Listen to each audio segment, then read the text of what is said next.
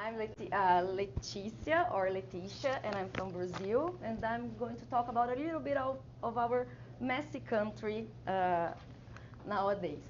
So before a little bit about me, my name is Leticia. It comes from Latin, and it means joy and happiness, as you can see in the picture. I'm 33 years old, and I've been an EFL teacher. I teach English as a foreign language in Brazil for about 15 years. I started when I was in my first year of undergraduation, but I have to tell you that I've never dreamed of being a teacher. My mom was a teacher, and she always insisted, oh, you should be a teacher. And I said, no, I'll never be a teacher. I don't want to work on weekends. I don't want to be with, I'm not patient enough for that. But then I decided to do translation. And in Brazil, it's hard to be a translation or make a living as a translator. And when I realized that I was working in an English school and teaching, and here I am now, okay, in the United States for the first time. That's my first time abroad. And I hope with this program to grow a lot, not only professionally, exchanging experience with all the professors and all my colleagues here, but also personally. As I said, my first time abroad, so I'm alone, my family far away from me, and I have to go. So it's been a great experience being here. Then my family. These are my parents. Now they are retired. My mom, who used to be a teacher, she taught reading and writing skills for children and adults too. She worked many years teaching adults to read and write. My father used it to run some family businesses. Now they are retired. They are traveling a lot and enjoying some time with their friends and doing things that they couldn't do while they were working a lot. This is my brother. His name is João. He is 5 years younger than me. He is a swimmer teacher, and he's also a swimming classifier. So in the city he lives in Novo Horizonte, they have a team of Paralympic swimmers and some other athletes. So he was hired by the Paralympic Committee to work as a classifier. And then because of the Olympic Games and the Paralympic Games we had last year, he was hired to work coordinating that swimming pool where the Paralympic swimmers practice. So we were very proud of him to be part of that big event our country held. This is my boyfriend. He is a literature professor in a university where we live in Rio Preto, and we've been together for 10 years. 4 of them we are living together. We don't have kids, but we have that dog there. Okay. Our dog's name is Marx, from Karl Marx, the Marxist. Okay. He chose the name, and I said, okay, let's go. Especially because of the beard and the German name. All right.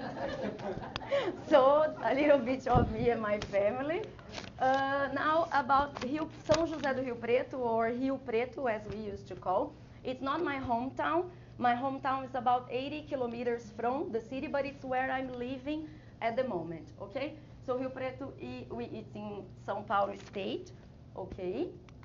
Here, this is São Paulo state. This is the city where we are living at the moment, and São Paulo, the capital, the city, is about here. So we are at least 400 kilometers from São Paulo city. Rio Preto is the 12th most important city in our state, okay? And these are some images of the city.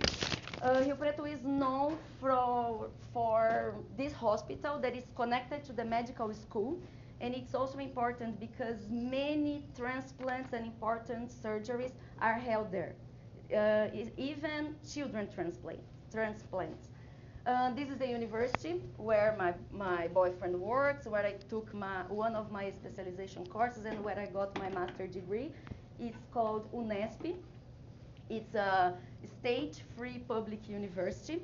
There are lots of courses there, undergraduation and graduation courses like translation, biology, chemistry, languages. It's a very important one in São Paulo state. And this is a picture of the city, a very beautiful place to go walking, to practice sports. And Rio Preto is famous for these capybaras, right? These animals stay around this dam or lake. And some years ago, we used it to be like driving, and we had to stop our car so that they could cross the street. But now this problem is solved, and they're just around there. Okay, so this is where I live now. I've been living there for about 4 years. And now we are going to travel to Brazil. Okay, not to go to Copacabana Beach, but let's go. I'm going to show you where my school is. My school is not in Rio Preto where I live, but it is 30 kilometers from Rio Preto, so it's like 30 minutes or a little less driving, okay, in a city called Uchoa, and we are getting there.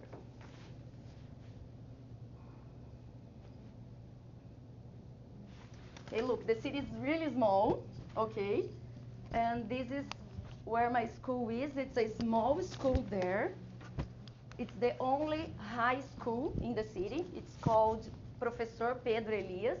We call just Pedro Elias. There are about 320 students. They are only high school students, first, second, and third year. They can study in 3 shifts, morning, afternoon, and evening. And there are about 10 full-time teachers, the ones that have the position, and about 8 teachers that work in our school and in other schools too. So this is, you can see here, most of my colleagues, okay? Some of them are really fixed teachers there. Some others change according to the beginning of the years. My last year, these students were in the last year of high school last year, so I won't teach them anymore. And this is a picture of a project we held, an extra activity we held last year to raise some cleaning products for school. They played a bingo, but to take part in the bingo, they had to bring something to school. So it was a different activity, and they loved.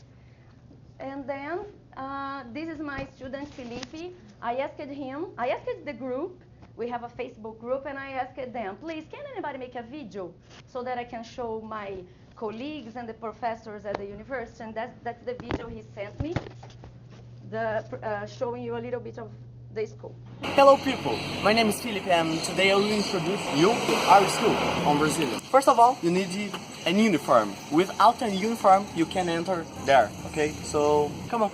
Another important hint, we will need a backpack. Well, as I said, you will need a backpack because on this closet, we used to keep public books. All of the school use these books.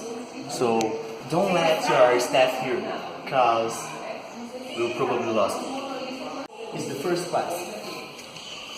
That is the second class. Don't need to show the other 4 classes. They're all the same. So another big difference on Brazilian high schools are the teachers change her class and not their classmates. And because that you can have just 6 classes and 12 teachers. Works fine. Okay. I was really surprised and happy when he sent me the video, and then he told me, oh, teacher, ask me, I can record again, or if there are mistakes. I said, no, that's wonderful. That's the way. He learned it by himself. I started teaching him last year, but he knows a lot because he's always researching and using the internet, and I'm very proud of him and some other students I have there. So now, let's talk a little bit about our political system. Presidents, governors, and mayors, they run for 4 years mandate, and because of that, there are elections every 2 years. So every Brazilian has to vote, either for president or governor, or then for mayors every 2 years, okay? And there in Brazil, different from the United States or some other countries, we have to vote. From 18 years old to 69, it's compulsory. If we don't vote, we have 30 days to explain the reasons why we didn't vote. And after this period, we pay fines. A fine is paid. So the population has to vote. Over 70 or from 16 to 18, it's not mandatory. Since 2000, we have been voting electronically, which made the election process faster, safer, and practical. Although in our last presidential elections, the president that ran, the candidate that lost, said that they robbed it and there was a fraud, but I guess it's hard to have a fraud on something electronic like this. But it's practical and it's been working. So as I told you, we keep voting every 2 years. So for example, last year we voted to choose our mayors and our councilors chamber, okay? Then in 2018, we vote to choose our new president and the legislative congressman, like the federal senate and the chamber of deputies, and then in state we vote for governor, and deputies. So we are always every 2 years choosing somebody or choosing our representatives. These are the branches that work in our country. We are a republic, a democratic country, and these are, like they say, independent branches: the executive power, the legislative, and the judicial one. Okay?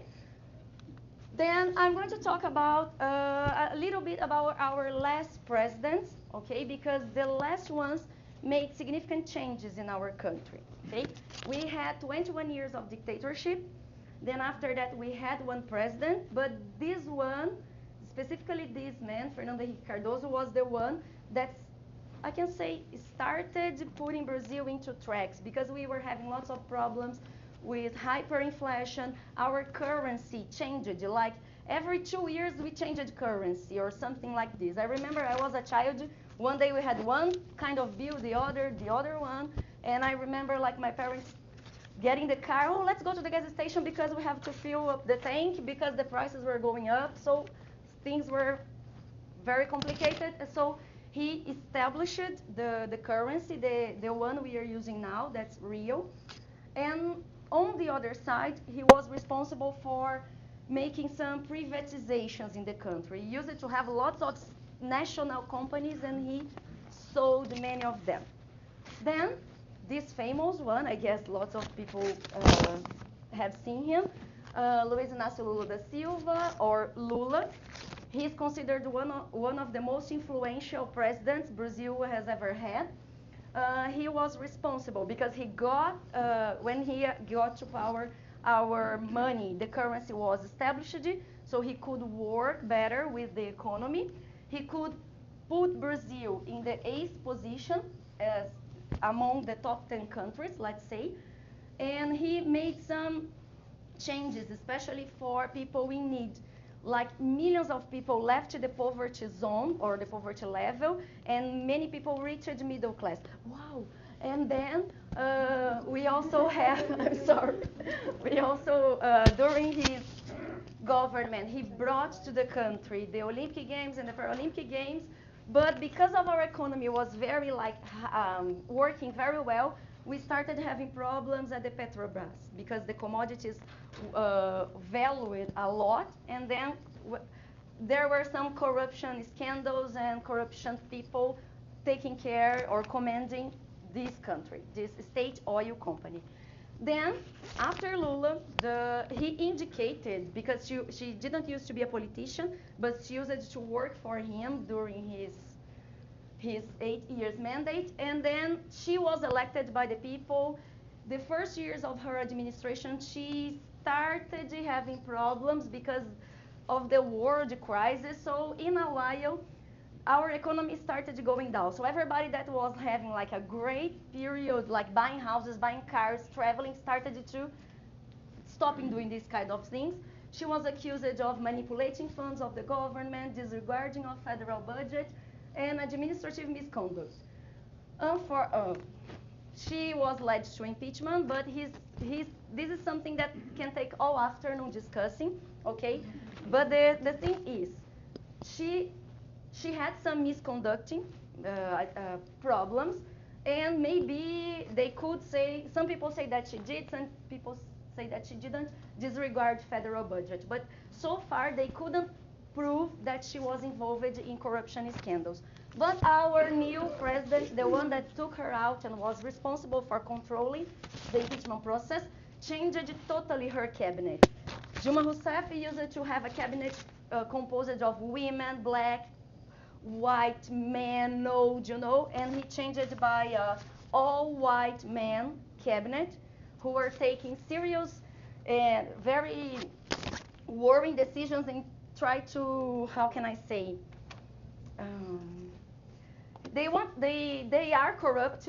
7 of them are corrupt. They are involved. This guy as well. But they are doing everything they can to protect themselves from going to jail or to pay for their crimes. So unfortunately, corruption is something that is controlling the politics in our country. And some people, do you know this TV show?